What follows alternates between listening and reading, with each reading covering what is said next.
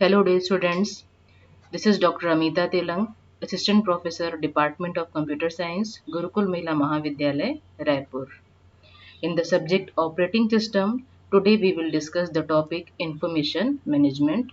Here we will discuss Introduction to Information Management, then Information Management in File System and Information Management System Objectives. Let us start. First of all, let us see what is information management.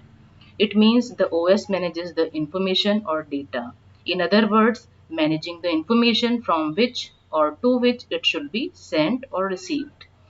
File system in OS keeps the track of information, its location and everything. It also decides on which user should get resources first and enforce the protection requirements and also provide accessing routines.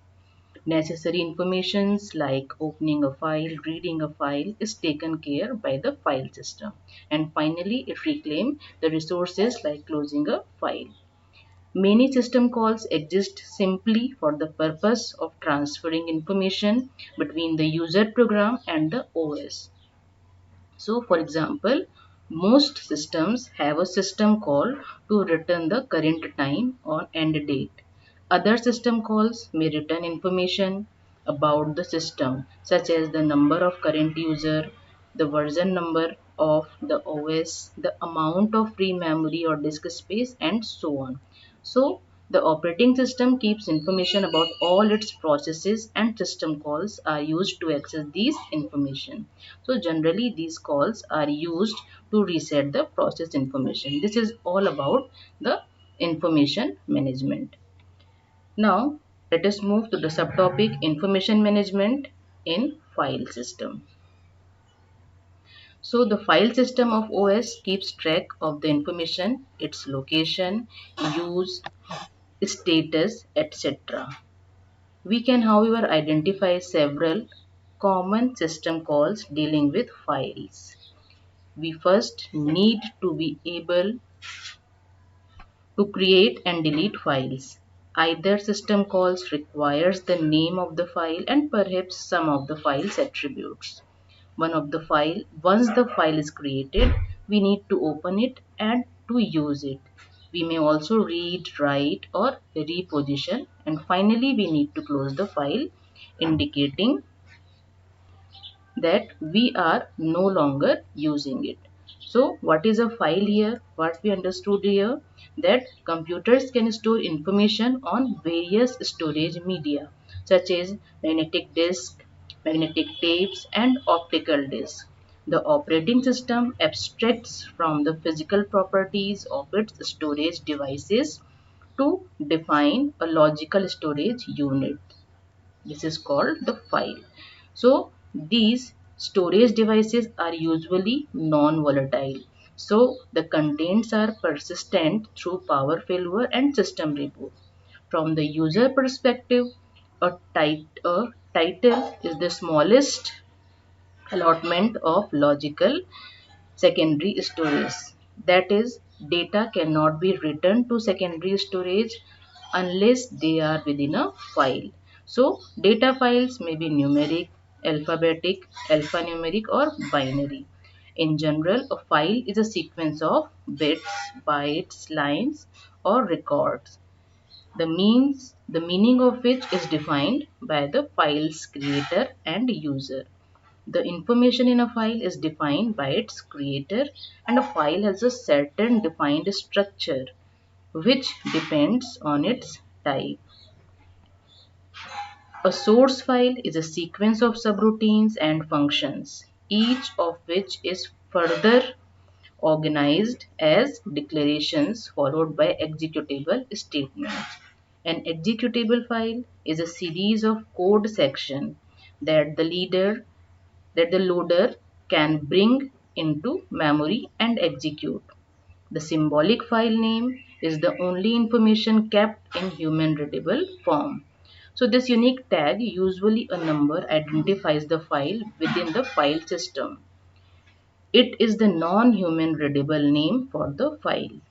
This information is needed for systems that support different types of file.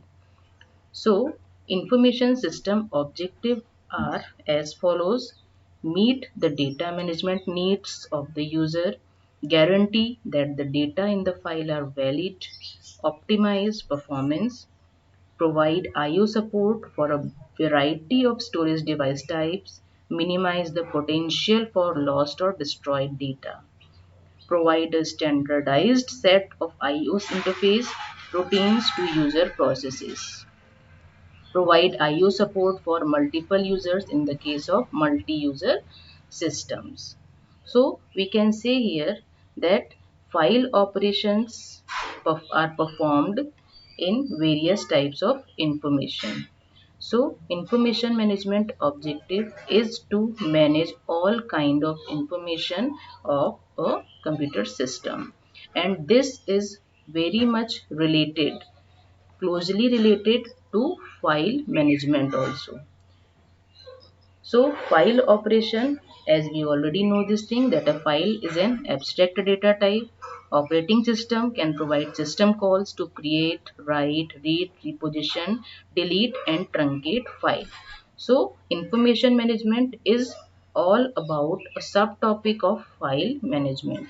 So the file, it should then be easy to see how other similar operations such as renaming a file can be implemented, creating a file, writing a file, and finding files location, reading a file.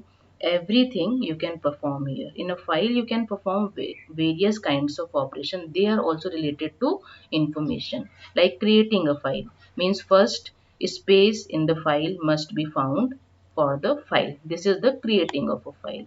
Second, an entry for the new file must be made in the directory. Then writing a file means given the name of the file, the system searches the directory to find the file's location. And the write pointer must be updated whenever a write occurs. Reading a file is another important operation. It could be performed for information getting.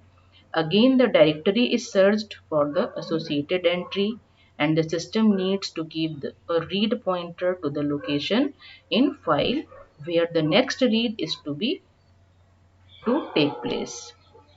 So we can say here that because a process is usually either reading or writing a file, the current operation location can be kept as process current position pointer. Deleting a file is another important operation which is commonly used for deleting of unused file. Having found the associated directory entry, we release all the file space so that it can be reused by other files and erase the directory entry. Truncating a file rather than forcing the user to delete the file, then recreate it. This function allows all the attribute to remain unchanged except for file length, but lets the tile be reset to length 0 and the file space released. And system that do not include a file offset as part of read-write system call, the system must check the last read-write location as a current file pointer system. So here are many different operations we can perform in a information management system. So to perform more operations for information management, we have to do further studies of file management. In our next topic, we will see functional job control languages and supervisor services. Thank you very much.